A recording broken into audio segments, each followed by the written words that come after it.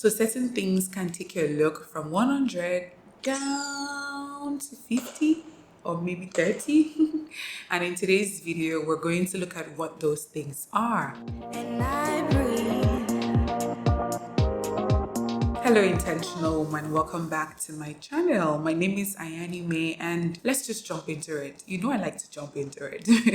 So the first thing that can not necessarily cheapen but diminish, downplay, devalue, let me check Google. So the first thing that can downgrade your appearance is wearing an Apple Watch on a cocktail or evening dress. This is such a huge fashion faux pas because these two things do not complement each other. A cocktail or evening dress is an elegant and formal attire, while an Apple Watch is for a more casual and sporty look. So when you pair these two things together, it diminishes that sophisticated appearance you're going for. Every time I see a woman with an Apple Watch and she has on a cocktail dress, it's always jarring. It's like that game of which one of these doesn't belong here. I know you can say to me, oh, Unknowingly, but there are Apple Watches with chain straps. And I tell you the same thing. It doesn't work because we can see the face of the watch. We know it's an Apple Watch. And then when it lights up, let's not even talk about that. So pair your cocktail dresses with an equally elegant accessory like dainty jewelry or classic timepieces. Remember, different accessories for different aesthetic or occasion. Oh, number two is something that happened to me a couple of months ago, and every time I think about it, I cringe. And that is visible underwear. This can be the lines showing through your outfit or the actual lingerie itself. For me, it was the actual lingerie. So a few months ago, I was at an event having a wonderful time and these PR guys were busy taking pictures. After a few days, they sent the pictures to me and oh my goodness, I had on this strapless top and the whole of here, my bra was showing. It was so embarrassing because it instantly cheapened my look. Something similar happened to someone a few days ago. So I was walking out of this cafe and this lady walked in. She had on pants and a top and she looked so good.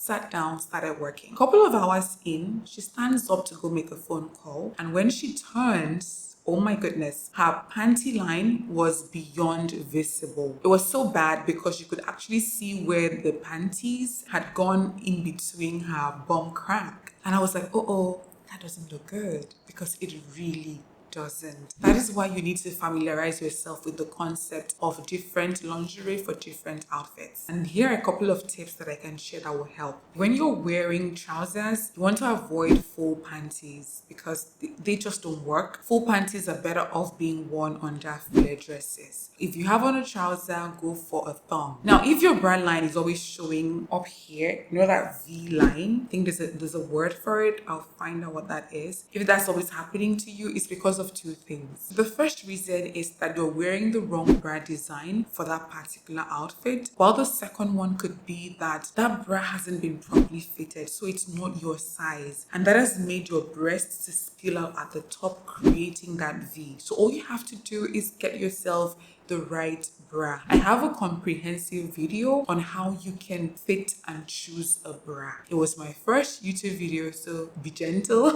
I'll leave a card here to the video. I'll also link it in the description. You can watch it after this one. Another tip I can also share is to be careful of colorful lingerie under a white outfit. Even flesh-colored lingerie, sometimes they show through. Yesterday, I was about to go out and I had on this flesh-colored lingerie, and when I stood in front of the mirror, I realized that it was still showing through my white skirt, and I said, thank you, Lord, I didn't leave the house like that. So you want to be very careful with this. Now, number three, and this one is something that most people don't think about, and that is your posture. I'm sure you're wondering, okay, how does that work? I'll explain. So imagine that you are at an event and a woman walks in. She's elegantly dressed, hair, makeup, nails, accessories, outfit, everything is on point, and you admire her as she walks to her seat. Then you turn away to talk to your friend, and after a while, your eyes start to scan the room again and it settles on her. But this time, she is slouched over, either looking at her phone or she's seated in an undignified way. What would come to your mind? I can assure you, even without you realizing it consciously, everything about her appearance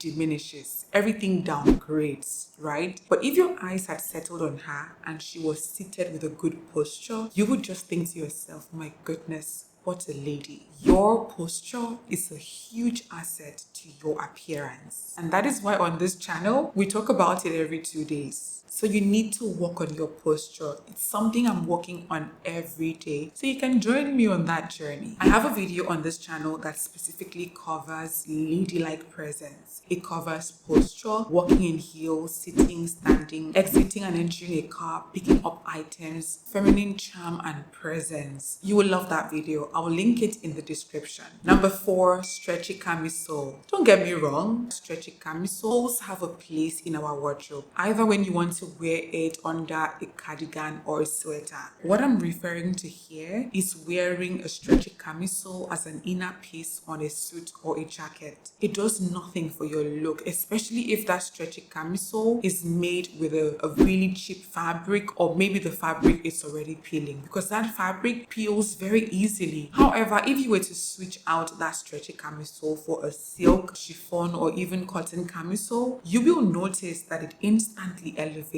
your look. So if you work in the corporate world, you may want to stock up on much needed silky camisoles, right? Number 5, outdated makeup techniques. Certain makeup techniques can diminish your look. Examples are using a red eyebrow pencil, heavy contouring, overdrawn or very thin eyebrows.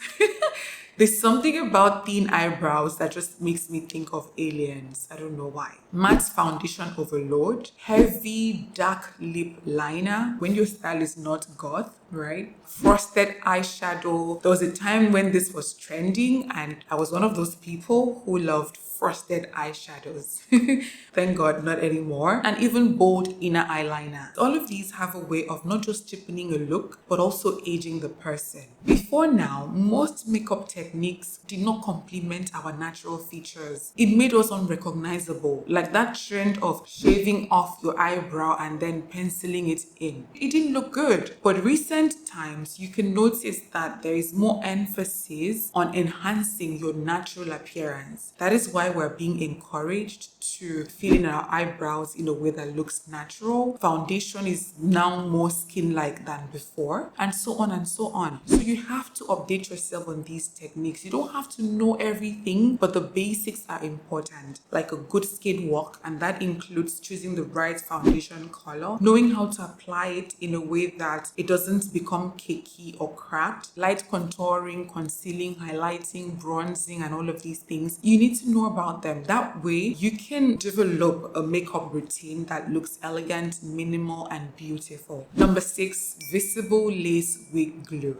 The purpose of lace glue was to create a natural hairline for frontals. So when that glue becomes very visible, that's impossible because it cheapens the overall appearance, it's distracting to people, it suggests a lack of attention to detail, that the person couldn't afford professional services, and it can also give the impression that the wig is of a low quality. The worst is when that glue starts to look sticky and messy, which can give people the impression that you have really low grooming standards. This is why I stopped wearing frontal wigs, because they are really high maintenance. So if you love frontal wigs, you want to be careful with this. You want to invest time in learning how to wear them properly. YouTube is an amazing resource for this. Number 7 relates to number 6, and that is baby hair. I am tired of the baby hair.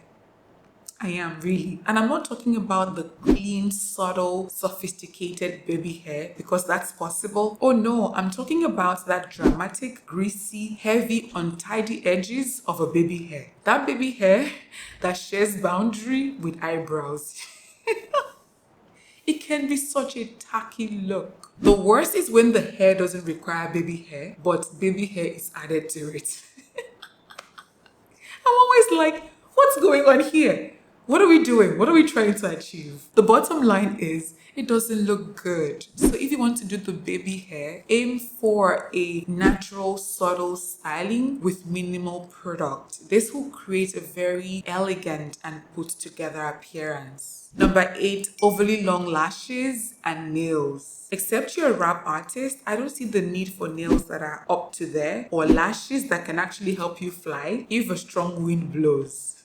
I mean, if Cardi B, Nicki Minaj, or Glorilla started wearing short nails and short lashes, we would think something is wrong, right? Because we expect that aesthetic from them. It is industry standard. So barring that, there's no need for it. And as someone who used to wear long nails, I can tell you it cheapens your appearance. It's impractical, unnatural, hard to maintain, interferes with daily activity, it's dramatic and not elegant at all. And the worst thing with very long nails is that it makes it so easy for you to damage your natural nails. I don't know if this has happened to you. You had on long nails, hit it somewhere, and your natural nails split inside. It's a horrible experience. And then when you take off the pressed on nails, it has a way of making you look unhealthy because of damaged nails. It's something I've been through, so I can tell you from experience it is not worth it. So just keep your nails short and your lashes as natural as possible. Number 9, tarnished jewelry. I understand that we're all working with different budgets here, but if you want to look sophisticated, then you want to avoid wearing tarnished jewelry or jewelry that turn your skin green, because that instantly communicates that you're wearing jewelry of really poor quality. I know that if you're working with a tight budget, you're wondering, okay, Ayanime, what can I wear? I have the answer for you. Go for jewelry made with stainless steel. When I couldn't afford gold, that was what I wore, and I tell you, some of them last 3-4 years. Have you ever seen a well-made stainless steel spoon or fork tarnish no matter how many times you wash it? The same principle applies here. If you can find a store that stock really good stainless steel jewelry, trust me, you're set no matter the budget you're working with. I know a couple of them. I will link them in the description so you can go get some pieces for yourself. Number 10, wrinkled clothes. When I see someone in a wrinkled outfit, 2 things always come to mind, and that is disorganized or careless. Yes, you must really not care to walk out of the house wearing wrinkled clothes. I understand if it's a fabric like linen, because we know the wonders linen can perform, but outside that, there is no reason to leave the house with clothes that haven't been ironed. It will cheapen your appearance and give the wrong impression, ergo disorganized or careless. If you're in Nigeria or in some parts of Africa where we often have power issues, you want to try as much as you can to make sure you always have maybe 2 to 3 outfits pressed and ready to be used. That way, when the power companies decide to do whatever it is they do, you know you have nothing to worry about. That way you can always look elegant and put together. Number 11, dirty feet. I know your feet are all the way down there,